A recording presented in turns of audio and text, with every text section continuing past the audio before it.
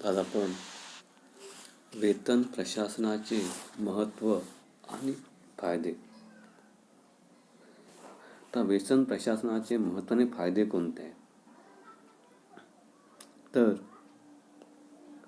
कारखान्याच्या मालकाला म्हणजे प्रशासकाला सेवायोजकाची क्षमता आणि परिस्थिती आणि कर्मचाऱ्याची गरज या सगळ्या गोष्टीचा विचार करून प्रशासक आणि कर्मचारी या दोघांचे हित कसे सुरक्षित राहील या दृष्टीने विचार करून वेतन ठरवावे लागते. तर वेतन प्रशासन महत्त्व काय आहे? तर पहिला मुद्दा आहे किमान वेतनाची निश्चित व्यवस्था. प्रत्येक कर्मचाऱ्याला विशिष्ट जीवनमान म्हणजे चांगलं जीवन कसे जगता येईल आणि त्यासाठी कमीत कमी वेतन किती मिळेल याची प्रशासकाने काळजी घेतली पाहिजे. म्हणजे आपला कर्मचारी कसा सुरक्षित राहील आणि त्याच्या कुटुंबाच्या प्राथमिक गरजा तो सहज कसा पूर्ण करू शकेल या दृष्टीने विचार करणे. दुसरा मुद्दा आहे सुलभता. वेतन ठरवताना सुलभता निर्माण करणे आवश्यक आहे. वेतनाचा दर आणि वेतन निश्चिती याची परिपूर्ण माहिती प्रत्येक कर्मचाऱ्याला समजणे आवश्यक असते. त्यामुळे कर्मचाऱ्याच्या मनामध्ये वेतनाबाबत विश्वास निर्माण होतो आणि श्रमाची समस्या निर्माण होत नाही. तिसरा मुद्दा आहे निपुण व कार्यक्षम कर्मचारी. उपक्रमासाठी अपेक्षित गुणवत्ता असलेले आणि शैक्षणिक योग्यता, कर्मचाऱ्यामध्ये असलेले ज्ञान, कर्मचाऱ्याचे कौशल्य हे सगळे गुण असलेले कर्मचारी मिळतात. त्यांना उपक्रमाकडे आकर्षित करणे सहज शक्य होते. कोणतेही कर्मचारी रुजू होण्यापूर्वी वेतनाचा दर आणि वेतन कसे निश्चित केले जाते याची खात्री करूनच कर्मचारी त्या ठिकाणी रुजू होतात. चौथा मुद्दा आहे सध्या असलेल्या कर्मचाऱ्यामध्ये स्थैर्य. सध्या संघटनेमध्ये जे कर्मचारी नेहमीसाठी टिकून राहतात आणि जास्त वेतनाच्या अपेक्षेने ते कारखाना सोडत नाही. त्यामुळे अशा उपक्रमात स्थिर व कायम असे कुशल कर्मचारी उपलब्ध होतात आणि त्यामुळे कारखान्याचे उत्पादन वाढते. पाचवा मुद्दा आहे वेतन दरामध्ये अंतर्गत व बहिर्गत समानता.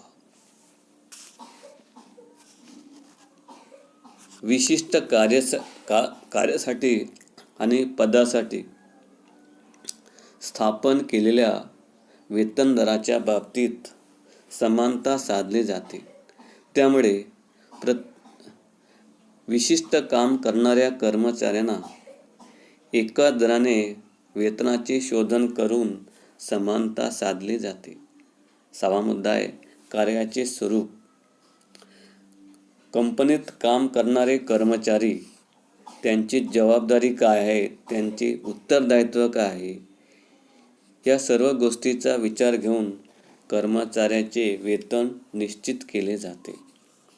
सातवा मुद्दा आहे कर्मचाऱ्यामधील समाधान व त्यांचे सहकार्य.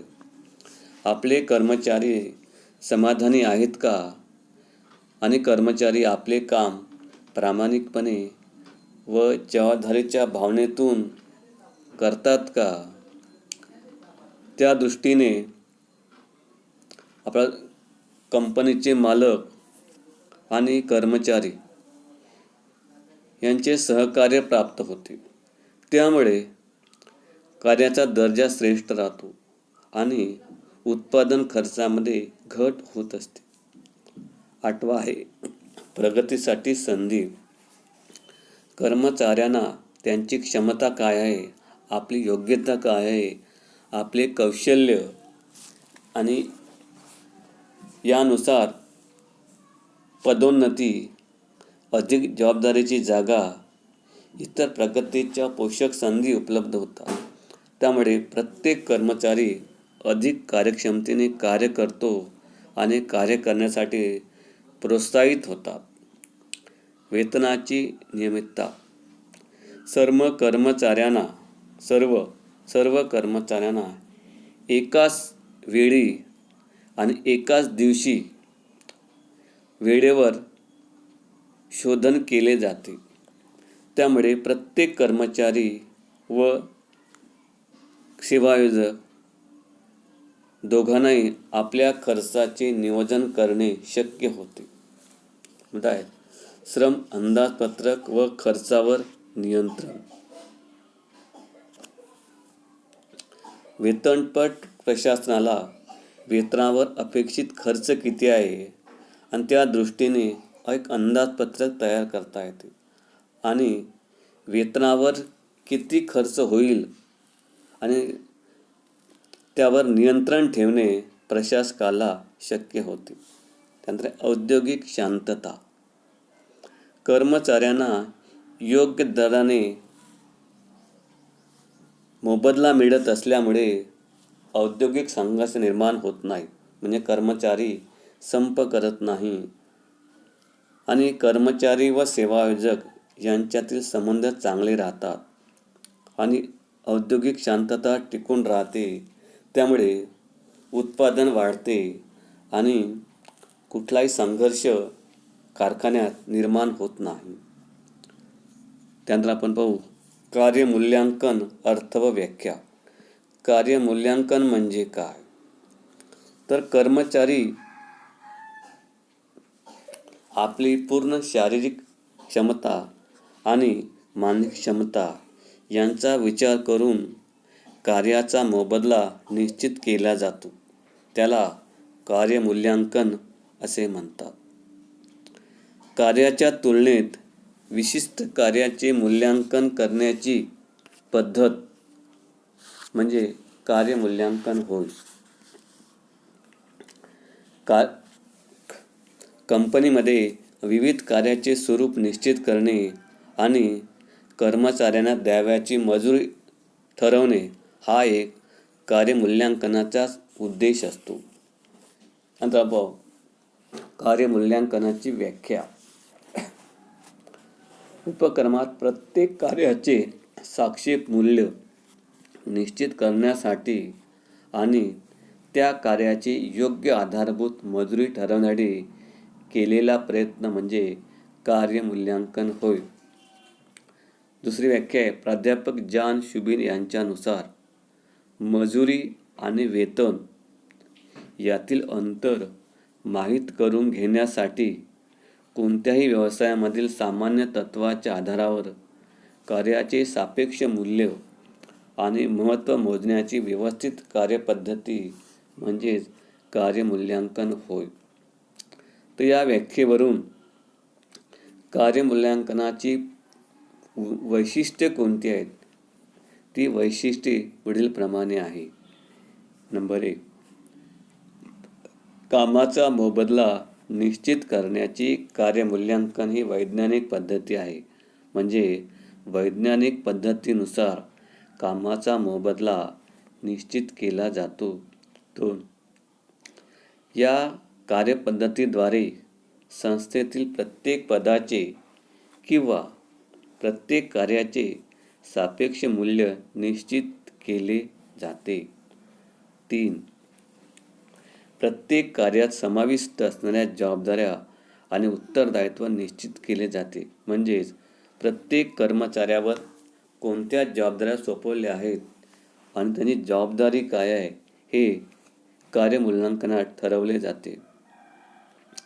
प्रत्येक कार्याचे मूल्य लक्षात घेऊन त्यासाठी कमीत कमी आणि जास्तीत जास्त मोबदला किती राहील, मोबदल्याचं प्रमाण हे ठरवलं जात असते. 5वा मुद्दा आहे कर्मचाऱ्यामधील गुणांना कर्मचाऱ्यांमध्ये जे चांगले गुण आहेत, कौशल्य आहे, त्याला मान्यता देणे, त्यांच्या पदामध्ये वाढ करणे, यासाठी कार्यमूल्यांकन हे महत्त्वाचं समजलं जाते. हा मुद्दा आहे. कार्यमूल्यांकनामुळे संस्थेमधील वेतन आणि मजुरीची संरचना ही सहज आणि सुलभ करता येते. त्यानंतर आहे कार्यमूल्यांकनाची कार्यपद्धती. पहिला मुद्दा आहे प्रत्येक कार्याचे स्वरूप निश्चित करणे. उपक्रमामध्ये प्रत्येक कार्य करण्यापूर्वी त्या कार्याचे सापेक्ष मूल्य काय आहे, त्याचे कार्याचे स्वरूप काय आहे हे ठरवले जाते. कोणत्याही कार्याचे स्वरूप ठरवण्याच्या क्रियेस कार्यविश्लेषण असे म्हणतात. या कार्यविश्लेषणाच्या सहाय्याने प्रत्येक कार्याची रूपरेषा, कार्यपद्धती आणि कार्य करण्याची परिस्थिती काय, तसेच ते कार्य करणारे कर्मचाऱ्यामध्ये असणारी योग्यता, या सर्व गोष्टीचा विचार करून कार्याचे विवरण आणि कार्याचे निर्देशन तयार केले जाते. कोणत्याही कार्याचे स्वरूप माहीत असल्याशिवाय कार्यमूल्यांकन करता येत नाही. तर याप्रमाणे आपण कार्यमूल्यांकन व्याख्या, कार्यमूल्यांकन पद्धती पाहिली आहे. नंतरची समोरची माहिती आपण पुढील तासाला पाहू.